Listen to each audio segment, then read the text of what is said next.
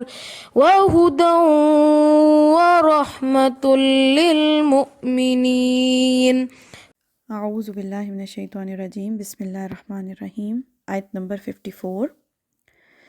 کل جو ہم آیت پڑھ رہے تھے اس میں اہل یہود کی بات ہو رہی تھی۔ اللہ کہتے ہیں کہ اگر ان کو اللہ اپنی بادشاہت میں سے کوئی اختیار دے دیتے تو یہ لوگوں کو ہرگز کوئی بھی فائدہ نہ پہنچاتے، کوئی بھی خیر نہ دیتے، اتنی بخیل قوم ہے۔ اس آیت میں اللہ کہہ رہے ہیں ام یحسدون الناس، یا وہ حسد کرتے ہیں لوگوں سے۔ لوگوں کو خیر دینا تو دور کی بات، اللہ کہتے ہیں بلکہ وہ تو لوگوں سے حسد کرتے ہیں۔ علی ما آتاہم اللہ من فضلی، اوپر اس کے جو ان کو دیا اللہ نے اپنے فضل میں سے، یعنی وہ حسد کس بات پہ کرتے ہیں؟ اس فضل پہ جو اللہ تعالیٰ نے ان کو عطا کیا ہے۔ یہاں سے ایک بہت ہی بنیادی بات سمجھ میں آ رہی ہے جس سے حسد کی جڑ کٹ جاتی ہے۔ وہ کیا؟ اللہ تعالیٰ نے کسی بھی قوم سے جنت کا وعدہ نہیں لیا۔ اللہ کا اصول کیا ہے کہ جو اللہ کی بات مانے گا، اللہ کی تعلیمات پر عمل کرے گا، جو اللہ کے راستے میں کوشش کرے گا، آخرت میں اللہ تعالیٰ سے انعام پالے گا۔ اور دنیا میں اللہ تعالیٰ جس کو عزت دیں، جس کو چن لیں، جس کو فضیلت دیں، یہ اللہ تعالیٰ کا فیصلہ ہے، اور اس کا جو انصاف ہے اور جو اس کا چناؤ ہے اس پر کوئی سوال نہیں کر سکتا۔ یعنی انسانوں کی کیا مجال ہے کہ وہ اللہ تعالیٰ کے فیصلوں پر انگلی اٹھائیں۔ یہ نقطہ اگر انسانوں کو سمجھ میں آ جائے نا تو حسد کی جڑ کٹ جاتی ہے کہ ساری جو تقسیم ہے اس دنیا میں یہ اللہ تعالیٰ کی تقسیم ہے، اللہ کا فضل ہے۔ اس سے ہمیں بھی جو ہے ایک بہت بڑا سبق مل رہا ہے۔ وہ کیا؟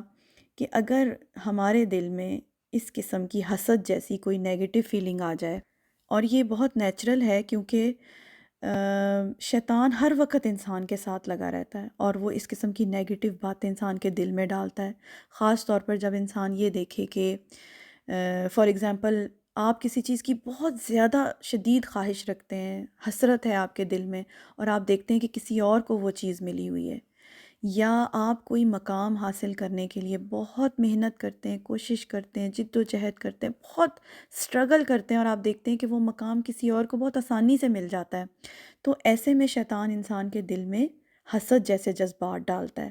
تو جب بھی یہ جذبہ ابھرے یا ایسی نیگیٹو فیلنگ آئے تو کیا سوچے انسان کہ یہ اللہ کا فضل ہے، یہ اس کی تقسیم ہے، اور اللہ تعالیٰ قرآن پاک میں کہتے ہیں کہ سب اللہ تعالیٰ سے اس کا فضل مانگیں، اس کو عطا کیا ہے اللہ تمہیں بھی عطا کر دے گا۔ یہ جو یہاں بات ہو رہی تھی نا کہ یہ عربوں سے حسد کرتے تھے یہ قوم، یہود قوم، اس کی وجہ یہ تھی، جیسے کل بھی بات ہوئی، کہ یہ عربوں کو اپنے سے بہت لو سٹیٹس کے لوگ سمجھتے تھے۔ خود تو یہ بہت اہل علم، اہل کتاب، بہت سپیریئر قوم تھی۔ عربوں کو یہ بالکل امی اور جاہل سمجھتے تھے، اور اب آپ سوچیں کہ آپ اپنے سے کسی کو بہت لو سٹیٹس سمجھ رہے ہیں، کوئی غلام ہے، اس کو اللہ تعالیٰ اتنی عزت دے دیں کہ وہ آپ کا آقا بن جائے۔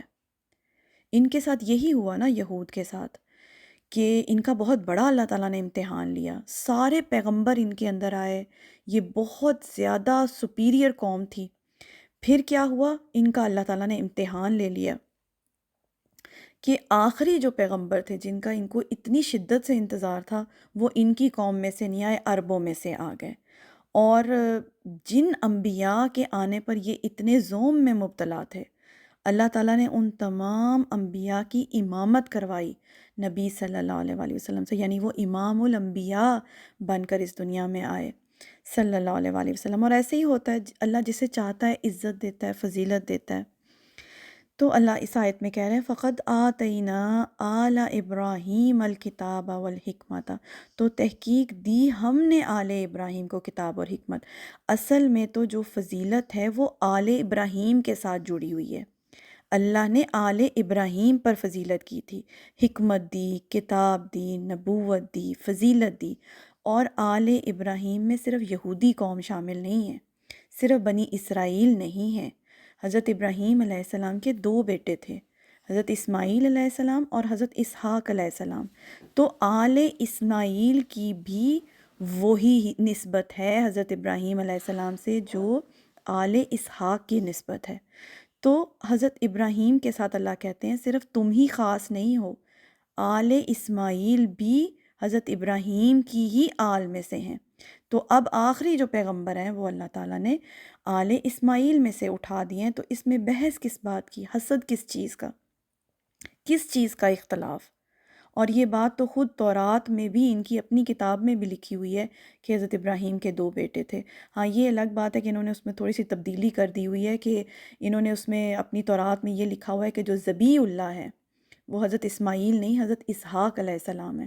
لیکن ہم تو جانتے ہیں کہ حضرت ابراہیم کے 2 بیٹے تھے، اور دونوں کی ہی نسبت حضرت ابراہیم علیہ السلام کے ساتھ ہے، اور اللہ نے آل ابراہیم پر فضیلت کی تھی۔ وَآتَيْنَاهُمْ مُلْكًا عَظِيمًا، اور دی ہم نے ان کو بادشاہت بہت بڑی۔